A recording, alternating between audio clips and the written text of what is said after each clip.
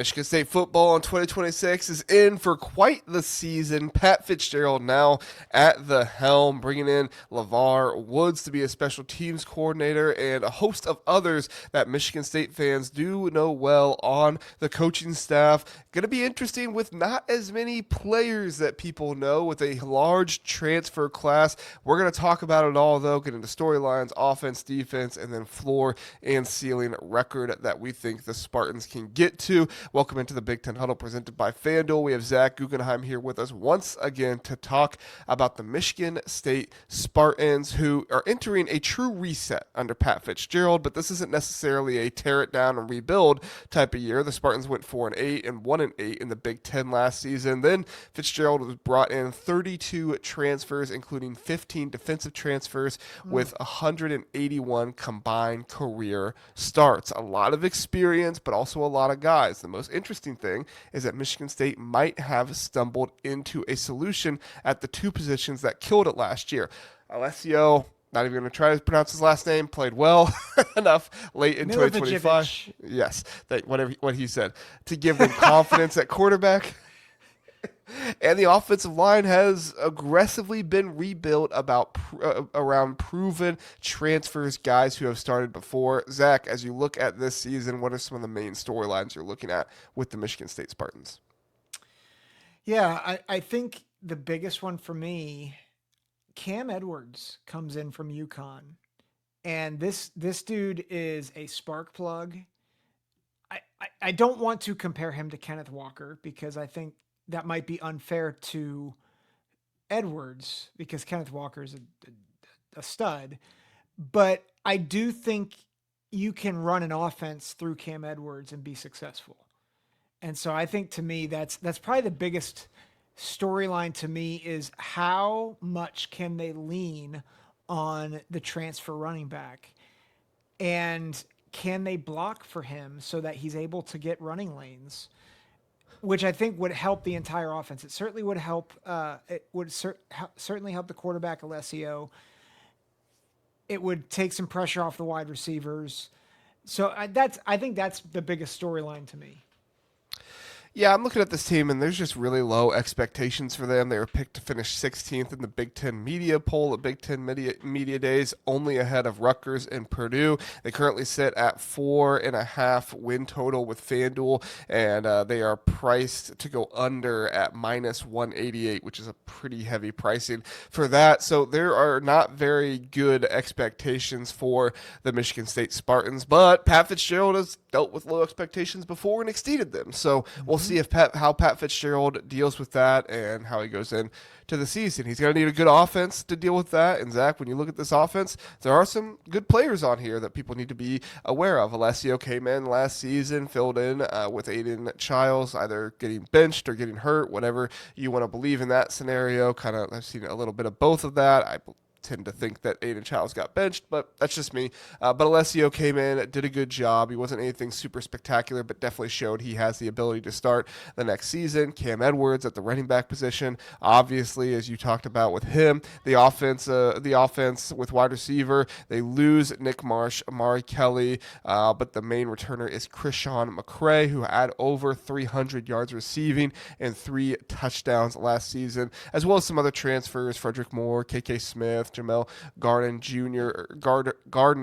Jr. from Jackson State. It's going to be interesting. And then the tight end position, some potential sleeper positions here. Carson Golker from Ferris State could be an interesting one. And then the offensive line, like we talked about, a lot of proven starters. Trent Fraley, Nick Sharp, Ben Borowski, I think are your guaranteed there. And then some other guys that could possibly play right guard and right tackle. Zach, as you look at all of this, your most confident position, I assume, is running back with Cam Edwards?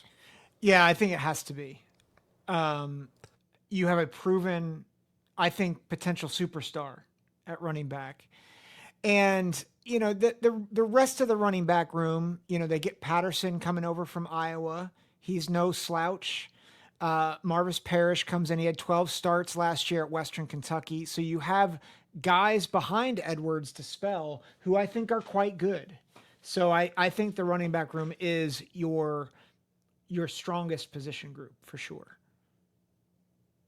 Tend to agree with that for most confident position group. When I look at the position group I'm least confident in, I don't think it's any secret. I think everybody is kind of on the wide receiver train with this one. There's potential, I guess you could say, but there's really no proven production at You all. guess you could say there's Well, potential. Oh I mean, boy. yeah, right. Like you have Frederick Moore, a guy who's at Michigan. Krishan McCray was there last season, but also that passing game was not very good with Aiden Childs in there. So it's like I think he had some talent, but also just not a great situation for him. And Fitzgerald is basically, acknowledging this at this point that there may not be an obvious wide receiver one, which is why he expects a large rotation. I don't think that means Michigan State just has so many good players they have to play them all.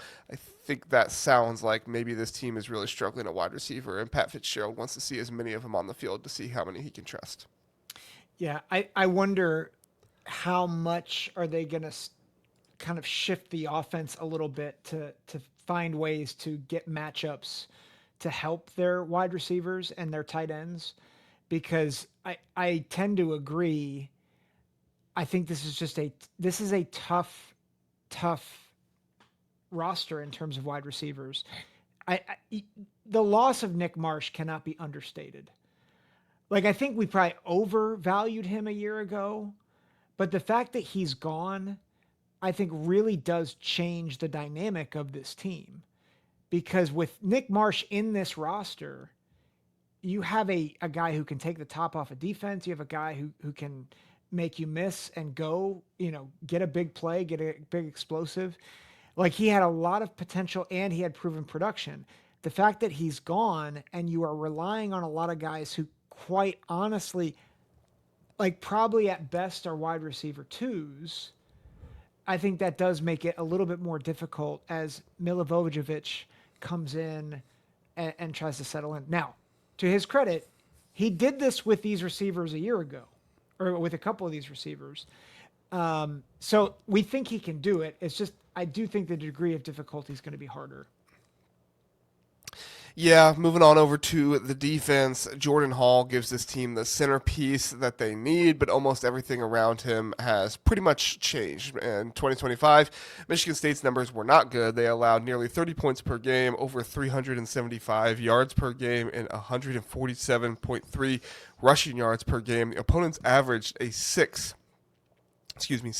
yards per play last season. Michigan State generated only 22 sacks and forced only 9 total takeaways. You have got to be better than that this season. Joe Rossi keeps his job, but he is going to have to do a whole lot better. And I think if he doesn't right off the bat, you could be seeing Michigan State try to move on and go to somebody else. Joe Rossi is a good defensive coordinator, though we've seen him at Minnesota and do well there. So he does have it in him.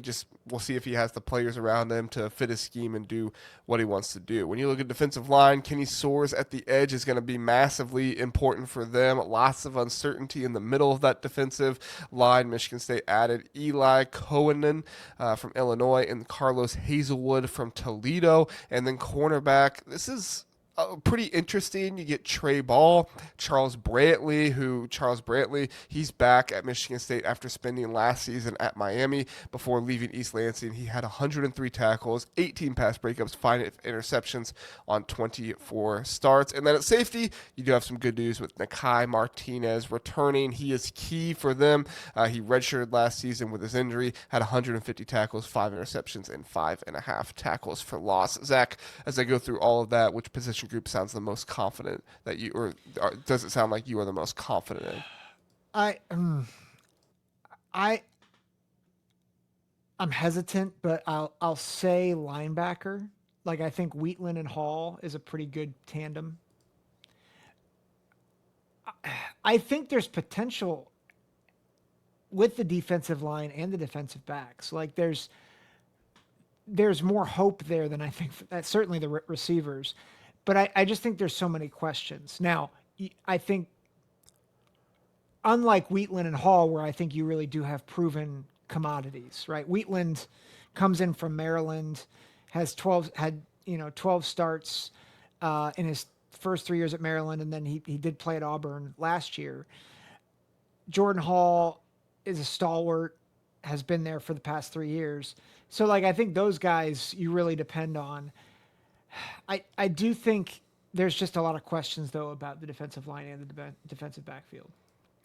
Yeah, the group I feel most confident in by far is linebackers. Jordan Hall is the best defender on this team. Crawford, he comes in with some good production. Wheatland, he's experienced, and then Rossi's scheme, he typically has some pretty good linebackers in that Yep. scheme. It's the only defensive room where I feel like Michigan State has a proven centerpiece and legitimate veteran support for that centerpiece. Yeah. I am intrigued by some of the guys they got in the transfer portal, and guys who have been there a little bit. Like Ben Roberts is a senior. He he's been there a year. He had 6 starts a year ago, or he's had 6 starts with Michigan State the last 2 years, and he started his time at Oregon. Big nose or big defensive tackle at 6'2", 335 pounds. So curious about him. Curious about Isaac Smith coming in over from Texas Tech. Like I think there are pieces there, but I'm unsure of how it all coalesces. When I look at the least confident group, I'm going to go with the pass rush here for Michigan State, and that's a little specific, but they only had 22 sacks last year, and this is my biggest overall concern after just 19 in 2024, and then several important front seven players left. Soares is interesting, but he was mostly a tackle kind of run defense guy. Thompson is interesting. They have some other portal additions, but I don't think there's anybody on this roster that necessarily is like going to scare an offensive tackle for a team. I don't think there's anybody on this roster that they're looking at with the tape and saying our left tackle has to be on point for this one. I don't really see that with the defensive line. Maybe Joe Roski gets creative with his schematics and can do some pretty good things, but overall, I think this is going to be an issue for Michigan State most of the season. Yeah, I wonder how much they might rely on the linebackers to blitz, because I agree with you. I think the pass rush is. I think I'd be really concerned. Like again, Isaac Smith came over a year ago from Texas Tech. Started 12 games, he had 1 sack. Yeah. Like that's concerning. And like we think he can be good. Kenny Soares in his first 3 years at Northwestern had 2.5 sacks, and then a year ago at NC State he had a half sack on 8 starts. So like there are intriguing options, but the production isn't there. Yeah. So I'm with you. Let's go to the schedule now, Zach. Michigan State. When the Big Ten is good, these schedules get a little underrated. Michigan State has a harder schedule here than I think a lot of people are going to give them credit for. They do start with Toledo and then Eastern Michigan, but then you have to go at Notre Dame. That's not an easy trip at all. You get Nebraska at home, and then you go at Wisconsin. If Wisconsin is healthy, they are going to be a more dangerous team this season, and that's going to be a game they are very likely going to need, as it's going to be their first 5 games of the season, and then going into the bye week. Luke Fickell knows if they start 2-2, they're going to need to get that win. And then you have Illinois, Northwestern at UCLA, bye week right before at Michigan, the rivalry game there, and I do think that Pat Fitzgerald's going to have his guys up and ready for that one. But then you finish it off with Washington and Oregon, both at home, and then you go to Rutgers on the road. Zach, when you look at the floor record for this schedule, where are you at? My floor, I'm sorry, it's 2-10. I mean, it makes sense. They have a 4.5 win total on FanDuel right now. Yeah, like I think outside of Toledo, and honestly, like they should beat Toledo and Eastern Michigan, but like if the wheels fall off, like I'm not sure Toledo, Eastern Michigan they should get. Like I think they'll get to, like I think they should beat Toledo by multiple scores, but that may not be a gimme with where their roster is right now. So many new players, first game of the season. Yeah. Yeah, like it's new, and that's not to say that Michigan State's roster is bad. There's just so much turnover. There's coaching turnover. Like, and Pat Fitzgerald is great. Like, this is not an indictment on Fitzgerald, not an indictment, but it is like that's. I'm going to say 2-10. I think confidently they beat Toledo and Eastern Michigan, but after that, like I don't know if they're going to be favored. Yeah. Yeah, I'm gonna go 2-10 on this as well. There's just a whole lot of really difficult games here, and you really don't get any gimmies at home at all. I mean, you're talking about other than Toledo and Eastern Michigan, but I'm talking about in the Big Ten. You get Nebraska, Illinois, Northwestern, Washington, and Oregon. We just talked about Northwestern. They are a better team than people give them credit for. If they want to go bowling this season, they're gonna have to beat Michigan State. Nebraska is one of the more expensive rosters in the Big Ten. Does that always mean success? No, but it does mean that Nebraska is trying to put money into the program and get the best talent they can. So one of these days, Nebraska is going to start winning pretty seriously. And then at Don't Wisconsin, you just jinxed it. You just oh, jinxed sorry. it. And then at Wisconsin, at UCLA, at Michigan, at Rutgers, it's possible they don't win a single Big Ten game, Zach. Yeah. Yeah, So I agree. where would you go ceiling wise? This is probably surprising, and part of this is part of a bold prediction that I'm gonna stick to. I will say 7-5. Okay. I don't think Michigan State's roster is so inept that they can't get a team like Nebraska or Illinois or Northwestern. I think those all three of those teams should rightly be favored. But I don't think the gap is insurmountable for those games. Wisconsin also, it's at Wisconsin, but like I don't think that's insurmountable. I think the rivalry game with Michigan is intriguing, and I think Pat Fitzgerald might have some juice for that game. And while Kyle Whittingham doesn't hate anybody, Pat Fitzgerald might get his team to hate Michigan pretty bad. And I think there's more to it than that, by the way. I think Kyle Whittingham's actually handling that really well. But I digress. Like I think pure rivalry games, like I think crazy things happen. And then I think Rutgers, same thing. I think Michigan State can beat Rutgers on the road. Will they? I don't know. But so that would be my potential ceiling. I'm gonna go with 6-6. I think it's a little high to go 7-5 for me personally, but I can understand why you're there. I wish that there was a game or two here in the conference that, like a Purdue at home or even Rutgers at home. I'd feel much better about Michigan State getting that. But no, you have to go at Rutgers, you have to go at UCLA, at Wisconsin. Like these are some of the games that you might be able to get at home, at least Wisconsin and Rutgers. But you got to go on the road for those, so it's going to be that much more difficult. And then I think Michigan State could beat Michigan, but I'm not going to bank on it. So when I look at record expectation, this is going to be depressing. 3-9 is where I have them at. I think. Oh, go ahead. No, you go ahead. Go ahead. I was going to say I think they can get one of Wisconsin, Illinois, Northwestern, or UCLA.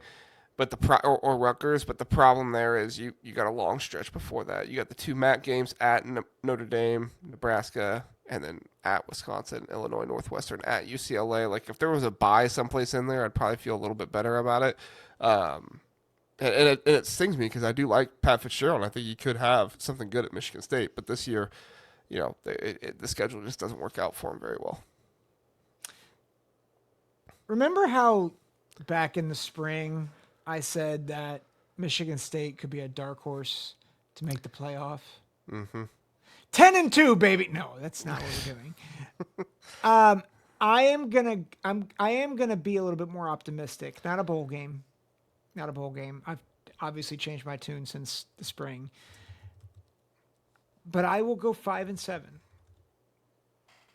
I do think they get Michigan. And I know I'm crazy. And I am going out on a ledge. That is not about roster. That is about feel. And I do believe in Pat Fitzgerald. And I think he is not how do I put this? Pat Fitzgerald knows what it's like to have an undermanned team throughout the entire season and still have success. The only thing I'll say about that is he had an undermanned team of guys that he brought in and he developed. This is the transfer portal, which is a Yeah. little bit different. And that's true. That's So, true. yeah. I like Pat Fitzgerald future opportunities at Michigan State, but this year I think it's a little much. So Yeah. we will see. We will Yeah. see. All right, there you go, everybody. Our Michigan State preview. Go ahead and check out the rest of them on the season preview playlist, and be sure to join us. And hey, Michigan State fans, you'll want to join us if this team ends up being 6-6 or better, so you can come back, watch me eat my words as we recap the Big Ten games every Sunday night at 9 p.m. Eastern time, live here on YouTube, and then Tuesday at 9 p.m. Eastern time on YouTube as well. We will preview the week of every game. So check us out then. And then if you want to, you can get them on podcast the next morning. If you can't stay up that late, we get it. But check us out then, and we appreciate it. Have a good one. See you next time.